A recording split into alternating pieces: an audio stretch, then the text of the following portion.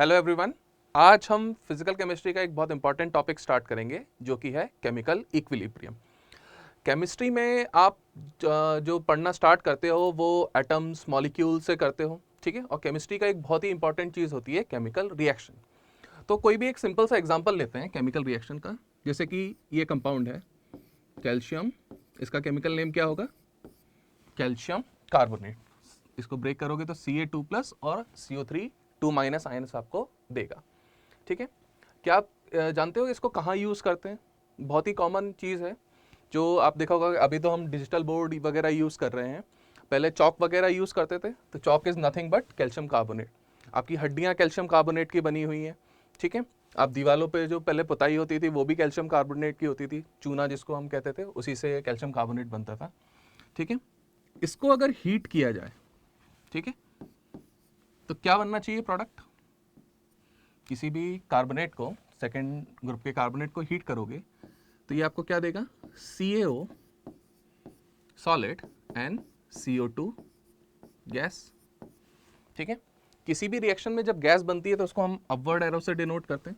इसका मतलब है कि ये गैस रिलीज हो जाएगी, ठीक है। तो आप देखो एक रिएक्टेंट से दो प्रोडक्ट मिले आपको, ठीक है। तो ये एक तरीके की डिकम्पोजिशन रिएक्शन है। 9th क्लास में आपने टाइप ऑफ रिएक्शंस में पढ़ा होगा डिकम्पोजिशन रिएक्शन। और हीट करके डिसोसिएट हुई है तो इसको हम थर्मल डिकम्पोजिशन कह सकते हैं, ठीक है। तो ये एक नॉर्मल थर्मल डिकम्पोजिशन रिएक्शन है। एरो के लेफ्ट हैंड साइड में जो लिखा होता है उसको कहते हैं रिएक्टेंट, और राइट हैंड साइड में जो लिखा होता है उसको कहते हैं प्रोडक्ट। तो आपने एक डब्बा लिया, ठीक है, इसमें आपने चौक रखी और उसको आपने हीट करना शुरू किया। तो धीरे धीरे यहाँ से CO2 गैस रिलीज होती हुई आपको दिखेगी अकॉर्डिंग टू दिस रिएक्शन। और सॉलिड कुछ बचेगा बाद में, ठीक है, वो होगा हमारा कैल्शियम ऑक्साइड, ठीक है। इसको कॉमनली क्विक लाइम भी कहते हैं, ठीक है। अब आप हीट कर रहे हो, एक गैस रिलीज हो रही है। जैसे तो यहाँ तो मैंने रिएक्शन लिख दी है, ठीक है, कि कार्बन डाइऑक्साइड है। आपको कैसे पता चलेगा कि ये कार्बन डाइऑक्साइड गैस है? क्या आप इसका कोई टेस्ट जानते हो? ठीक है, एक बहुत फेमस टेस्ट होता है, आपने पढ़ा होगा, लाइम वाटर टर्न्स मिल्की। यहाँ से जो गैस निकल रही है उसको आप पाइप में कलेक्ट करो और लाइम वाटर से पास करो तो वो मिल्की कलर का हो जाएगा। तो आप कंफर्म हो जाओगे कि जो गैस रिलीज हो रही है वो कौन सी है? कार्बन डाइऑक्साइड, ठीक है।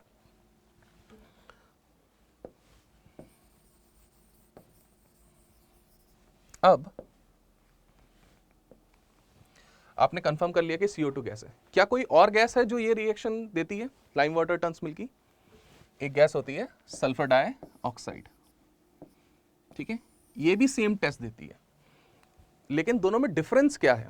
CO2 और SO2 में जब दोनों ही गैस ये टेस्ट दे रही हैं, ठीक है, तो फिर आप पता कैसे चल करोगे कि एक CO2 कौन सी है और SO2 कौन सी है?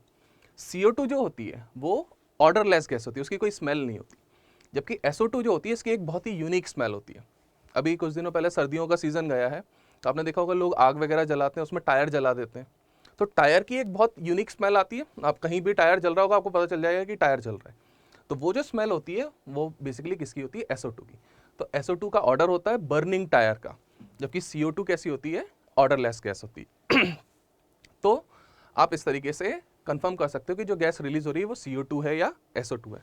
सल्फर आया कहाँ से टायर में? जो नेचुरल रबर होती है वो बहुत सॉफ्ट होती है, तो उसको हार्ड करने के लिए हम उसमें सल्फर डाल देते हैं मैन्युफैक्चरिंग के टाइम पे ही। उसको कहते हैं वल्कनाइजेशन ऑफ सल्फर, ठीक है। तो जब हम पॉलीमर चैप्टर वगैरह पढ़ेंगे तो उसमें इसके बारे में डिटेल में पढ़ेंगे। अभी हमारा टॉपिक केमिकल इक्विलिब्रियम है, उस पर फोकस करते हैं, ठीक है। तो ये रिएक्शन है। अब आप जैसे जैसे हीट करते जाओगे रिएक्टेंट प्रोडक्ट में कन्वर्ट होता जाएगा, ठीक है। तो reaction is going from reactant side reactant to product, ठीक है। क्या ऐसा हो सकता है कि रिएक्शन उल्टा प्रोसेस हो सके? मतलब CaO combines with CO2 gas to form calcium carbonate, ठीक है। क्या ऐसा हो सकता है? आप थोड़ा सा सोचो। आप कंटेनर में रिएक्शन कर रहे हो, कंटेनर ओपन है, CO2 गैस रिलीज हो गई, ठीक है। तो वापस रिएक्ट करने के लिए आपके पास दोनों प्रोडक्ट तो होने चाहिए जो कि अवेलेबल ही नहीं है यहाँ पे। तो बैकवर्ड रिएक्शन पॉसिबल नहीं है, ठीक है। तो आप हीट करते जाओगे, रिएक्शन आगे की तरफ बढ़ती जाएगी। तो इसको हम वन डायरेक्शनल रिएक्शन कह सकते हैं। ये केवल एक ही डायरेक्शन में मूव हो रही है, लेफ्ट टू राइट। ठीक है, तो ऐसी रिएक्शन जो सिर्फ एक डायरेक्शन में मूव होती है, इनको हम कहते हैं इररिवर्सिबल रिएक्शन।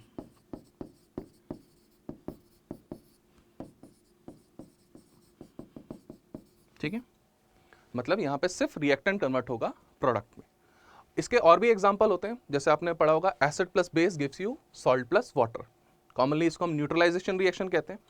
वो भी इरिवर्सिबल रिएक्शन होती है, लेफ्ट से राइट की तरफ कन्वर्ट होती है। ठीक है, लेकिन कुछ रिएक्शंस ऐसी होती हैं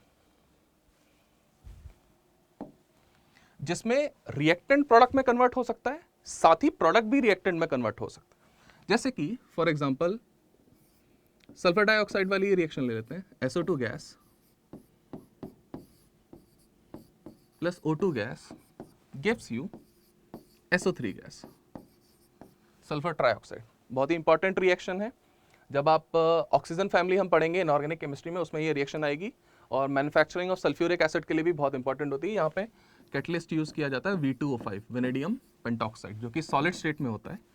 रिएक्टेंट्स और प्रोडक्ट गैस में है और कैटलिस्ट जो है वो सॉलिड है, तो ये हेट्रोजीनियस कैटालिसिस है। ठीक है, तो यहाँ पर सल्फर डाइऑक्साइड ऑक्सीजन के साथ कंबाइन होकर SO3 बना सकती है। और क्योंकि टेम्परेचर हाई है, तो SO3 डिकम्पोज होके SO2 प्लस O2 भी बना सकता है। मतलब रिएक्शन दोनों डायरेक्शन में जा सकती है। रिएक्टेंट से प्रोडक्ट बन सकता है और साथ ही प्रोडक्ट से रिएक्टेंट भी बन सकता है। ठीक है, अब पिछली वाली जो रिएक्शन थी जिसमें रिएक्टेंट प्रोडक्ट में कन्वर्ट हो रहा था, आप हीट करते जाओगे, रिएक्शन आगे की तरफ शिफ्ट होती जाएगी। तो एक ना एक टाइम ऐसा आएगा जब आपका रिएक्टेंट खत्म हो जाएगा और सारा का सारा प्रोडक्ट में कन्वर्ट हो जाएगा। लेकिन क्या आप उसके बाद सेम चीज इस रिएक्शन के बारे में कह सकते हो? यहाँ पे क्या हो रहा है, आप एक कदम आगे जा रहे हो, एक कदम पीछे आ रहे हो। तो क्या आप कभी कह सकते हो कि पूरा रिएक्टेंट खत्म हो जाएगा और प्रोडक्ट में कन्वर्ट हो जाएगा? ऐसा कहना यहाँ पे मुश्किल है। ठीक है, तो यहाँ पे रिएक्शन कंप्लीशन की तरफ ना जाके एक स्टेट अचीव करती है जिसको कहते हैं केमिकल इक्विलिब्रियम। ठीक है, जो हमारा आज का टॉपिक है, केमिकल इक्विलिब्रियम। ठीक है, तो अब देखते हैं ये कैसे अचीव होता है।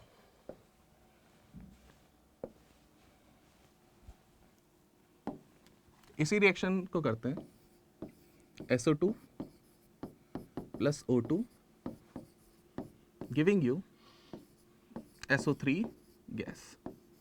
ठीक है, आपने रिएक्शन स्टार्ट की। ठीक है, तो इसको हम कहते हैं T=0। जब भी आप जैसे स्टॉप क्लॉक होती है, 0 से स्टार्ट करते हो तो T=0 पे पहले इसको बैलेंस करना जरूरी है। ठीक है, बैलेंसिंग आप सबने पढ़ी है 9th क्लास में। ठीक है, तो 2 सल्फर हैं। ठीक है, दोनों साइड ऑक्सीजन कितने हैं, 4 और 2 6, और यहाँ पे भी 6। ठीक है, तो रिएक्शन बैलेंस है। सपोज मैं इसके 20 मोल्स लेता हूँ, इसके 10 मोल्स लेता हूँ, और स्टार्टिंग में प्रोडक्ट जनरली हम नहीं लेते हैं। ऐसा ज़रूरी नहीं है कि नहीं लें, बट मोस्ट केसेस में हम रिएक्टेंट से ही स्टार्ट करते हैं, तो प्रोडक्ट हमारा 0 है। ठीक है, अब आप सोचो SO2 है और O2 है आपके पास, फॉरवर्ड रिएक्शन हो सकती है, दोनों रिएक्टेंट कंबाइन होंगे और प्रोडक्ट बनाएंगे। क्या बैकवर्ड पॉसिबल है इस कंडीशन पे?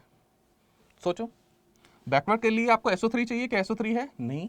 इसका मतलब इस कंडीशन पे T=0 पे रिएक्शन सिर्फ फॉरवर्ड जा सकती है। Is that clear?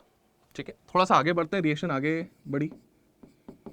ठीक है, लेट्स से 10 सेकेंड हो गए, इसके 2 मोल कंज्यूम हुए, तो बचे कितने? 18।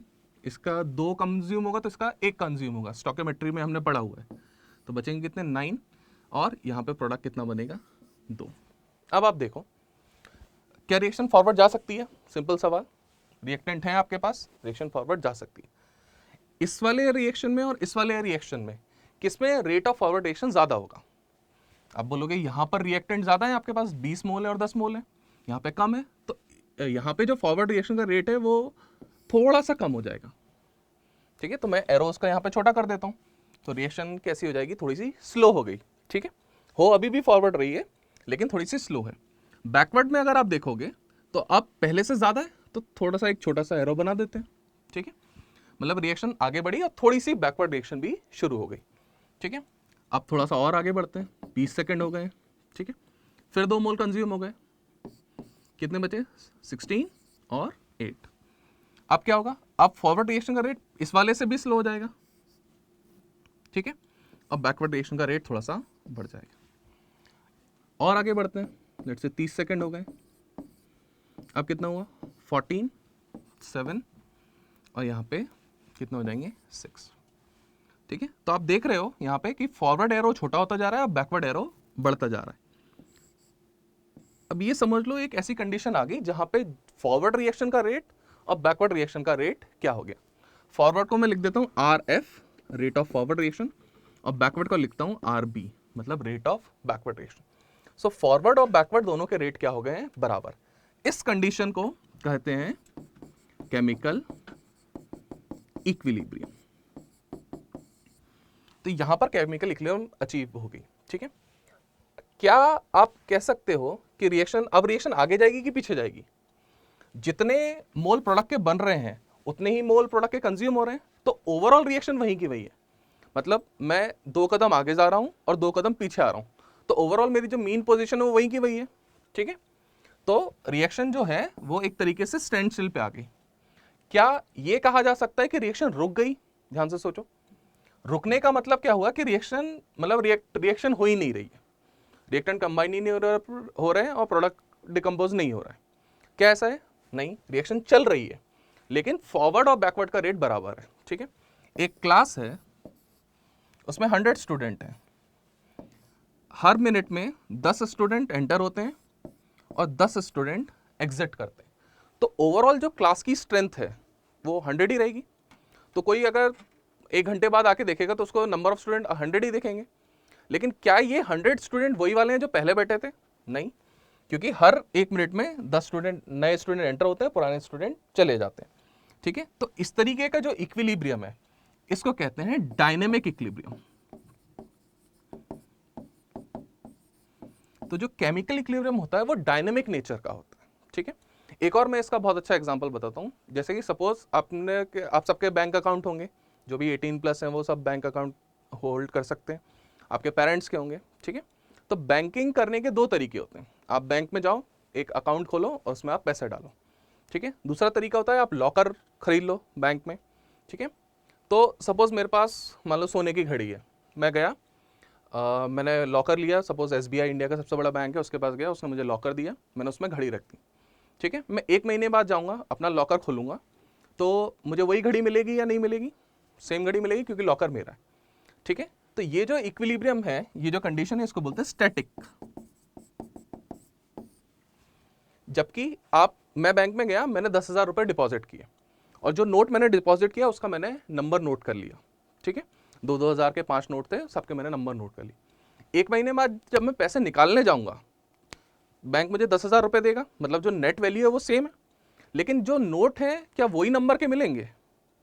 कभी ऐसा होता है आपने बैंक जो नोट का डाला वो वापस मिल गया? प्रोबेबिलिटी कैलकुलेट करोगे तो करोड़ों में एक कोई प्रोबेबिलिटी आएगी, ठीक है। क्योंकि बैंक क्या करता है, आपका पैसा किसी और को देता है, किसी और का पैसा आपको देता है, वैल्यू सेम रखता है। तो वो जो इक्विलिब्रियम होता है डायनेमिक होता है। तो केमिकल इक्विलिब्रियम का जो नेचर है वो डायनेमिक नेचर का होता है, ठीक है। तो आगे हम नेक्स्ट लेक्चर में पढ़ेंगे, ठीक है। Thank you everyone.